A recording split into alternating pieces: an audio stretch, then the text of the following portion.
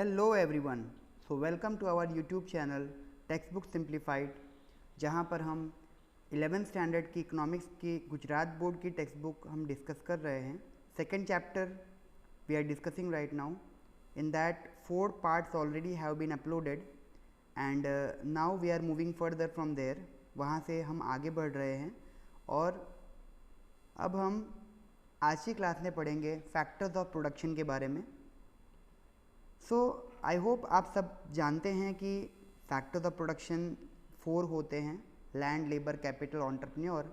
आपके junior classes में आपने डेफिनेटली इसके बारे में पढ़ा होगा।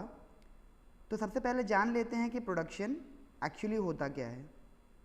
तो अगर सिंपल वर्ड्स में कहा जाए तो प्रोडक्शन एक एक्टिविटी होती है जहाँ पर हम रॉ मटेरियल को फिनिश्ड गुड में कन्वर्ट करते हैं, राइट। उसको हम ज़्यादा यूज़फुल फॉर्म में कन्वर्ट करते हैं, ठीक है। So the activity of conversion of raw materials and resources into final goods which satisfy human wants is called production. By converting the nature of resources their utility increases. Hence, production can also be called a process which increases the utility of resources. For example, when wood is converted into chairs which are demanded by customers for satisfaction of their wants, then the utility of wood increases and this process of conversion is called production. ठीक है। तो production क्या है? एक activity है जहाँ पे conversion होता है, जहाँ पे इनपुट को आउटपुट में जो है कन्वर्ट किया जाता है। और जब ये प्रोसेस चल रहा होता है तो जो हमारा इनपुट होता है उसमें हम वैल्यू एडिशन करते हैं। वैल्यू एडिशन का मतलब कि उसको हम इंडिविजुअल के लिए ज़्यादा यूज़फुल बना देते हैं। फॉर एग्ज़ाम्पल लेदर जो है इन रॉ फॉर्म हमारे किसी काम का नहीं, बट लेदर से बना हुआ जो प्रोडक्ट है, लेदर के वॉलेट्स है, लेदर के पर्स है, बेल्ट है, बैग है, वो डेफिनेटली हमारे काम आता है। वैसे ही यहाँ एग्जांपल दिया है वुड के बारे में कि would only would is not so useful, but when any furniture like chair, table वगैरह जो बनाई जाती है तो वो हमारे काम आती है। Now the agents which help in such a production process of conversion are called factors of production. तो ये जो हमारा प्रोडक्शन प्रोसेस है, कन्वर्जन का प्रोसेस है, इसमें कुछ एजेंट होते हैं जो हमारे काम आते हैं। मतलब प्रोडक्शन प्रोसेस में ये हमारे काम आते हैं, ये कंट्रीब्यूट करते हैं, राइट, जिनको हम लैंड, लेबर, कैपिटल और एंटरप्रेन्योर या एंटरप्रेन्योर कहते हैं। All these factors are equally important in the process of production. In a system of just distribution of income, the total income generated from various activities is distributed to each factor of production as per their productivity or their contribution in generating that income. तो जितने भी factors of production हैं सारे के सारे equally important हैं। और जब हम income का एक just distribution करते हैं, माने equal distribution करते हैं, तो हम ये देखते हैं कि जितना contribution रहा है हर एक factor का production process के अंदर, उसके अनुसार उनको income distribute किया जाता है। According to Alfred Marshall, there are 2 basic categories of factors of production: nature and human being. तो मार्शल के हिसाब से जो टोटल फैक्टर प्रोडक्शन होते हैं उनको हम 2 मुख्य पार्ट्स में डिवाइड कर सकते हैं। एक जो नेचर प्रोवाइड करता है और दूसरा जो ह्यूमन बीइंग प्रोवाइड करते हैं, ठीक है। सो 1 by 1 सारे फैक्टर्स को हम डिस्कस करेंगे, उनके फीचर्स को डिस्कस करेंगे। So let us start with the first factor, that is land. In a general understanding, land may mean the surface of earth livable for mankind. However, in economics, the concept of land is more inclusive. According to Marshall, all natural assets which help in production or economic activities constitute land. That is, climate of a particular part of earth, water resources, fertility, mineral resources, all of these constitute the land. तो अगर हम general understanding की बात करें, मतलब layman language में, तो land का मतलब क्या समझ में आता है कि अर्थ का जो सरफेस होता है जहाँ पे ह्यूमन बीइंग रहते हैं। लेकिन जब इकोनॉमिक्स की बात करें तो लैंड ज़्यादा इंक्लूसिव होता है, ज़्यादा चीज़ों को इंक्लूड करता है। इकोनॉमिक्स में मार्शल के हिसाब से वो सारे जो नेचुरल एसेट्स हैं जो प्रोडक्शन में हेल्प करते हैं, चाहे वो कोई भी पार्ट ऑफ अर्थ हो, वाटर रिसोर्सेज हो, फर्टिलिटी हो, है ना, जो लैंड की फर्टिलिटी होती है, जो मिनरल रिसोर्सेज हमको मिलते हैं लैंड से, ठीक है, ये सब लैंड का ही हिस्सा है। Hence land can be said to have the following characteristic. पहला कि land is a gift of nature and is not man made, मतलब लैंड जो है वो कुदरत का एक तोहफा है हमारे लिए और वो मैन मेड नहीं होता, इंसान उसे नहीं बनाते। सेकेंड, जो लैंड का टोटल सप्लाई है वो फिक्स्ड है, ठीक है। थर्ड कि वो जोग्राफिकली इमोबाइल है, मतलब लैंड को आप मूव नहीं कर सकते, जो लैंड जहाँ पे है वहीं रहेगा, हम उसको मूव थोड़ी कर सकते हैं, ठीक है।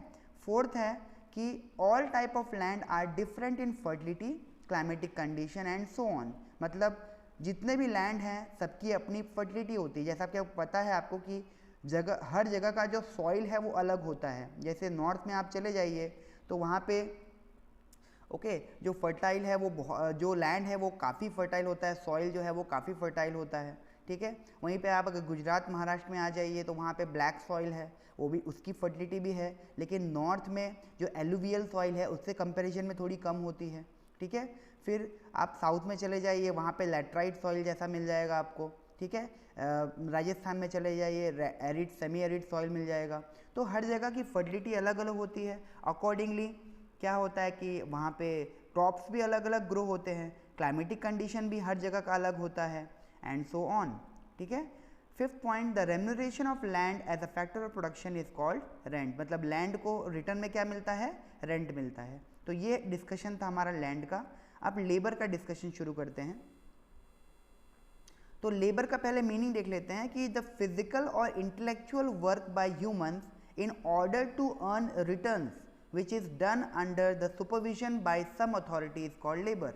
तो देखो लेबर मतलब क्या कि ह्यूमंस जो भी काम करते हैं, अब वो काम शारीरिक मेहनत भी हो सकती है और वो मानसिक भी हो सकती है। शारीरिक मीन्स जहाँ पे आपको माइंड ज़्यादा यूज़ नहीं करना है, ज़्यादा आपको फिजिकल वर्क ही करना है, ठीक है। जैसे लेबर वर्क जो होता है, जो कंस्ट्रक्शन साइट्स पे लेबरर्स काम करते हैं, वो फिजिकल वर्क है। वहाँ भी नो डाउट कि माइंड तो हर जगह ही यूज़ होता है, कोई भी काम आप करेंगे तो मेंटल और फिजिकल दोनों का कॉम्बिनेशन होता है, बट प्रपोर्शन कम ज़्यादा होता है। जैसे एक मैनेजर जो अपने चेयर पे बैठकर डिसीजन मेकिंग करता है, ठीक है, तो वो इंटेलेक्चुअल वर्क ज़्यादा है उसका, है ना, तो उसका थिंकिंग वर्क ज़्यादा है, फिजिकल वर्क उतना नहीं होगा उसका, ठीक है। तो जो लेबर होता है वो फिजिकल भी हो सकता है, इंटेलेक्चुअल भी हो सकता है। और ये जो काम किया जाता है ह्यूमंस के द्वारा, वो क्यों किया जाता है, रिटर्न्स कमाने के लिए। और ऑब्वियसली अगर एक लेबर है तो कोई एम्प्लॉय भी होगा, एम्प्लॉयर भी होगा, इन द सेंस जो जिसने उसको काम दिया है तो उसी के अंडर में वो काम कर रहा है, उसी के सुपरविजन में वो काम कर रहा है। इसलिए यहाँ लिखा है कि it is done under the supervision of some authority, ठीक है, और इसी को लेबर कहा जाता है। अब लेबर के कुछ कैरेक्टरिस्टिक होते हैं। जैसे पहला है कि labour can not be separated from the labourer, मतलब लेबर को लेबरर से अलग नहीं कर सकते, एक इंडिविजुअल के वर्क को उस इंडिविजुअल से अलग नहीं कर सकते, जैसे एक टीचर को टीचिंग से अलग नहीं कर सकते। Second, labour can not be stored, in a way labour is perishable, ठीक है। तो एक इंडिविजुअल जो काम करता है वो काम एक बार किया उसने और वहीं पे वो ख़त्म हो जाता है। जैसे अभी मैं आपको पढ़ा रहा हूँ, ठीक है, तो अगर यही चीज़ क्लास में फिजिकल क्लास में पढ़ा रहा होता तो जो मैंने पढ़ाया वो वहीं पे पेरिश हो जाता, लेकिन ठीक है अभी टेक्नोलॉजी की मदद से इसको स्टोर किया जा सकता है। जैसे इस वीडियो को रिकॉर्ड किया गया है और आप इसको बाद में देख रहे हो, ठीक है, तो आजकल इस वजह से हम कह सकते हैं कि स्टोर हो सकता है, लेकिन सारे के सारे लेबर तो स्टोर नहीं हो सकते। Third, the mobility of labour is influenced by social and economic reason.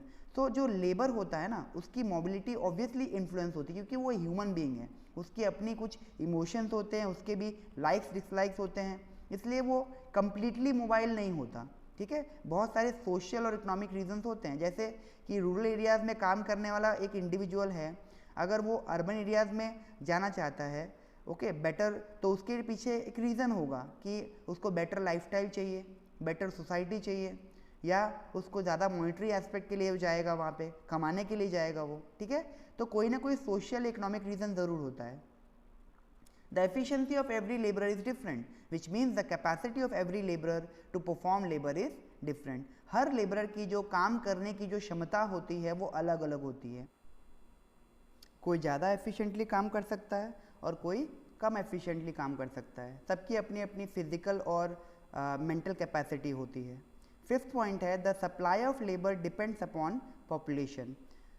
मतलब ये कि किसी कंट्री से कितना लेबर सप्लाई हो रहा है वो इस देश की पॉपुलेशन पे डिपेंड करता है. जैसे इंडिया एक सेकेंड लार्जेस्ट पॉपुलस कंट्री है वर्ल्ड में, राइट? तो ऑब्वियसली सप्लाई ऑफ लेबर ज़्यादा होगा. सिक्स पॉइंट है the remuneration for labour is called wages. तो लेबर को रिटर्न में क्या मिलता है? वेजेस मिलते हैं. ठीक है. नेक्स्ट हम देखते हैं हमारा थर्ड जो फैक्टर ऑफ प्रोडक्शन है that is capital. In modern times capital is considered to be a highly important factor of production. All man-made goods which help in production constitute capital. It is different from land and labor as it is produced factor of production. तो modern times में capital एक बहुत ही important factor of production है क्योंकि आजकल capital intensive technology ज़्यादा use हो रही हैं. तो capital मतलब क्या कि हर वो man-made चीज़ जो production में help करती हैं वो कैपिटल कहा जाएगा. और लैंड और लेबर से अलग है क्योंकि लैंड और लेबर तो क्या है, we can say it is natural, लेकिन यहाँ पे ये जो कैपिटल होता है वो प्रोड्यूस्ड फैक्टर होता है. ठीक है. एग्जाम्पल के तौर पे ट्रैक्टर है. ओके. तो a tractor is a produced factor of production which further help in production of agricultural goods. वैसे ही कोई भी मशीन हो वो इंसानों ने ही बनाया है और प्रोडक्शन में हेल्प करता है वो. There is a difference between capital and wealth. Though several times some goods are factor of production as well as wealth, it is not so always. A good may be a capital good as it helps in production, but it may not possess all the characteristics of wealth. Or another good may be wealth but not a factor of production. तो बिल्कुल सही बात है कि capital और wealth अलग अलग होते हैं. ठीक है.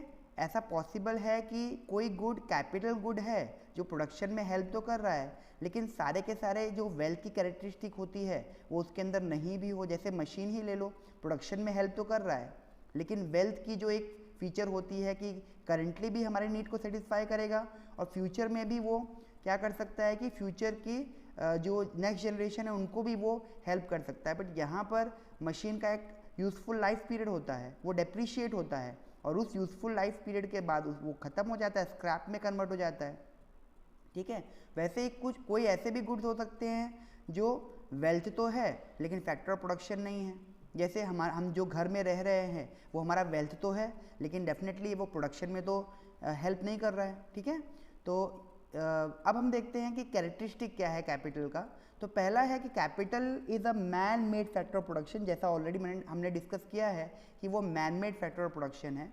Second, it is the most mobile of all the factor of production. मतलब जितने भी फैक्टर ऑफ प्रोडक्शन हैं, तीन और होंगे इसके अलावा, राइट? चारों में कैपिटल जो है वो सबसे ज़्यादा मोबाइल है क्योंकि अब मशीन को क्या फ़र्क पड़ता है, उसका तो कोई सोशल या इमोशनल कोई फीचर है ही नहीं उसके अंदर. उसको तो जहाँ पे आप ले जाना चाहें वो जाएगा. ठीक है. The increasing demand for capital in present times owing to increasing capital intensive methods of production has resulted in increasing the scarcity of this factor. अब जैसा मैंने बताया कि कैपिटल इंटेंसिव टेक्नोलॉजी ज़्यादा यूज़ हो रहा है. ठीक है. टेक्नोलॉजी बेस्ड सारी प्रोडक्शन मेथड्स हो चुकी हैं तो इसीलिए कैपिटल की थोड़ी स्कैरसिटी भी रहती है. And fourth point is the remuneration of capital is called interest. तो कैपिटल के बदले रिटर्न्स क्या मिलते हैं? इंटरेस्ट मिलता है. फाइनली जो लास्ट फैक्टर है, ठीक है, वो है entrepreneur. So entrepreneur is the factor which brings together और we can say coordinates all other factors of production for the production process for an economic activity. There is a difference between management and coordination. Management of work is done by a manager who is a salaried laborer, that is employee of the entrepreneur. Entrepreneur is the person who sets up the enterprise. तो देखो पहले paragraph में तो उन्होंने ये बताया है कि एंटरप्रेन्योर वो व्यक्ति होता है जो रिस्क लेता है, जो बिजनेस स्टार्ट करता है, जो सारे फैक्टर्स को इकट्ठा करता है. एक फैक्टर तो वो खुद है, बाकी तीन फैक्टर्स को इकट्ठा करता है प्रोडक्शन प्रोसेस के लिए. और मैनेजमेंट और कोऑर्डिनेशन दोनों अलग अलग चीज़ें हैं। मैनेजमेंट का काम एक मैनेजर कर सकता है, और मैनेजर जो है ज़रूरी नहीं कि एंटरप्रेन्योर ही हो। मैनेजर एक एम्प्लॉय ही होता है, वो एक सैलरीड एम्प्लॉय होता है, ओके।